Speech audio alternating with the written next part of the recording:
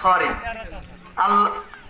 আব্বা, আপনি আল্লাহর পয়গম্বর, আপনার কথা আমি মানতে পারবো না। প্রথমে অস্বীকার করলো আল্লাহকে, এরপরে অস্বীকার করলো আল্লাহর নবীকে।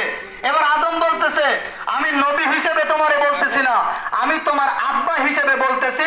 ওই নারীর মোহে পড়ে আল্লাহর হুকুমকে ওভারটেক করে তুমি অকৃতজ্ঞ হও না। বিবাহ যদি করতে হয়, হাবিলের সাথে যে মেয়ে আসছে তারই তোমারে বিবাহ করতে হবে।